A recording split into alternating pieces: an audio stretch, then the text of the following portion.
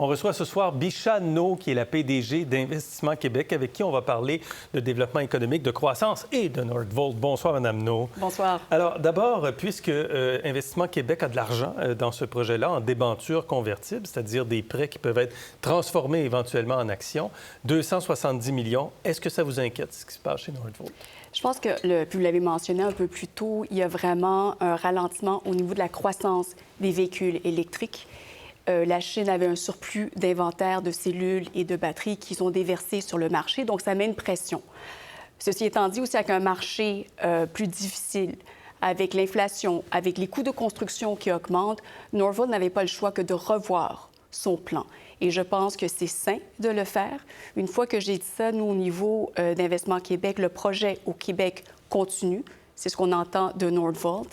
Ce que vous avez entendu aujourd'hui au niveau des mises à pied, c'était principalement des gens qui étaient dédiés aussi à la cathode. Comme votre collègue a mentionné plus tôt, vraiment le focus, c'est de revenir sur la cellule et de laisser aller pour le moment la cathode. Et donc, du coup, il faut qu'ils trouvent du financement pour soutenir ce projet-là. Ouais. Mais après ça, c'est un projet structurant avec les risques qui viennent avec. Il y a des hauts et des bas. Aujourd'hui, on passe à travers un contexte économique qui est beaucoup plus difficile. Et quand la ministre dit un risque contrôlé, ça veut dire quoi pour vous, un risque contrôlé? Bien, sur les 500 et plus qui ont été déboursés par le gouvernement, comme vous l'avez montré plus tôt, 240, c'est pour le terrain, qui a une sûreté dessus. L'autre 270 qui est au niveau de la mer, on est partenaire là-dedans avec plusieurs joueurs. Il faut que Nordvolt trouve un moyen de se financer pour passer à travers ça, c'est clair. Si l'entreprise se place sous la protection des tribunaux, les 270 millions d'Investissement Québec, est-ce qu'on les oublie? C'est très difficile de dire parce que ça va dépendre à ce moment-là. Il y a quand même des actifs là-dedans qui valent quelque chose. Après ça, c'est la valeur de ces actifs et qu'est-ce qui va rester parce qu'on est quand même dans une débenture convertible, donc au-dessus de l'équité, mais dans la débenture. Donc, il faut vraiment voir qu'est-ce qu'il y a comme actif à ce moment-là. Et quel est le niveau de priorité d'Investissement Québec, justement, dans les créanciers ou dans les actionnaires, dans la place que vous avez si jamais l'entreprise est en difficulté? Quel est le niveau de priorité? On est vraiment avec d'autres partenaires au niveau de cet instrument qui est la débenture convertible, qui est juste avant l'équité. Mais s'il y a de la dette senior, s'il y a du project financing, c'est difficile à dire s'ils ont des sûretés dessus. Mais vous n'êtes pas prioritaire en haut. On n'est pas... non. Vous n'êtes pas prioritaire en haut. Donc, il est possible qu'on perde notre argent, notre investissement dans ça. Non, ça dépend de la valeur des actifs. À la fin de la journée, quand il y a des enjeux comme ça, et on n'est pas du tout encore en situation de lac ou quoi que ce soit, mais si jamais ça arrivait ou quoi que ce soit, bien, ça va dépendre des actifs, la valeur des actifs au moment... Et vous, est-ce que vous êtes en contact avec vos collègues suédois là-dessus? Absolument. Sur ce qui se passe présentement? Vous avez des contacts? On a des contacts. On a des contacts avec aussi Paolo Cerruti qui a été amené ici pour l'idée la business nord-américaine. Donc, absolument. Est-ce qu'on vous a demandé d'injecter de l'argent nouveau dans le projet? Bien, la compagnie est en phase de financement. Donc... mais à ce stade-ci, on pousse pour le projet au Québec. Les enjeux sont vraiment au niveau de la maison mère. Mais autrement dit, est-ce qu'Investissement Québec pourrait réinjecter de l'argent dans Nordvolt? Je pense que on a déjà commis et déboursé le 500 et plus. Il faudrait voir comment le projet évolue, mais nous, notre focus, c'est pas d'investir pour le projet en Suède, c'est vraiment d'investir dans le projet québécois au fur et à mesure qu'il avance. À ce stade-ci, je peux vous dire qu'il n'y a pas d'intention d'injecter plus d'argent. Aujourd'hui, vous étiez en discours devant le Cercle canadien pour parler de croissance et parler d'Investissement Québec.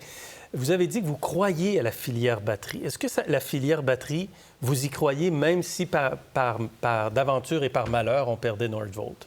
Oui, j'y crois, parce que puis on parle beaucoup de Nordvolt aujourd'hui, qui vivent des moments très difficiles. Ceci étant dit, on ne parle jamais des autres projets qui avancent. Je pense par exemple à Ultium Cam, qui est le joint venture entre GM et POSCO, qui avance bien, de Nemaska, le partnership qu'on a avec Arcadium, de Volta, qui est la feuille de cuivre. Donc, ces projets-là continuent à avancer. Tout le monde est passé à travers des situations où les coûts de construction ont augmenté. Ford EcoPro qui a arrêté, qui a redémarré, qui a arrêté, qui redémarre parce qu'il revoit la chimie de son produit. Ça arrive, on est vraiment... C'est normal. C'est normal dans des projets structurants comme ça. Et c'est pour ça que le fondamental de la filière batterie ne change pas, elle demeure intacte. Est-ce qu'aujourd'hui, le contexte économique est plus difficile? Absolument. Et jusqu'à quel point Investissement Québec prend des risques? Parce que vous investissez, vous faites du capital de risque. Jusqu'à quel point c'est important de faire ça et de faire face à la musique quand il arrive des difficultés? Bien, on est là pour le long terme. On est là vraiment, puis là, on mélange deux choses parce que toutes les interventions au niveau de la filière batterie, c'est vraiment au niveau du Fonds de développement économique. Ouais. Donc, vraiment une décision qui est prise par le politique. gouvernement. Quand vous parlez du capital de risque, les équipes d'Investissement Québec au niveau du fonds propre, c'est autre chose. Donc, oui, les équipes de fonds propres prennent plus de risques que le marché parce que notre rôle, c'est combler la carence dans la chaîne des capitaux. Donc, pour soutenir des projets structurants, pour soutenir des entreprises qui ont du potentiel, mais que c'est peut-être un peu plus utile, on va être plus présent aussi. Quelles sont vos priorités, à part la filière batterie? La productivité. Je pense que le Québec est en arrière au niveau de la productivité. On voit une certaine progression dans la bonne direction, mais si on se compare aux États-Unis, si on se compare aux autres pays de l'OCDE, on est en arrière. Qu'est-ce qu'on fait pour pousser la productivité? Il faut miser davantage sur l'innovation.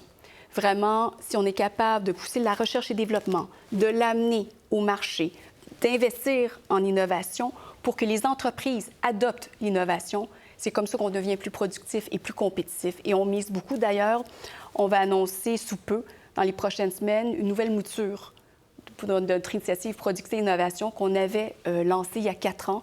On va l'ajuster basé sur le marché et les besoins des entrepreneurs. Est-ce que vous visez un meilleur rendement? Exercice 2023-24, 2,6 Est-ce que ça semble faible par rapport à l'état des marchés en ce moment. Est-ce que vous visez un meilleur rendement? En fait, on se donne comme objectif qu'en moyenne, sur 5 ans, on regarde un rendement moyen et jamais donc une année ponctuelle. On doit au minimum couvrir les coûts des fonds propres du gouvernement.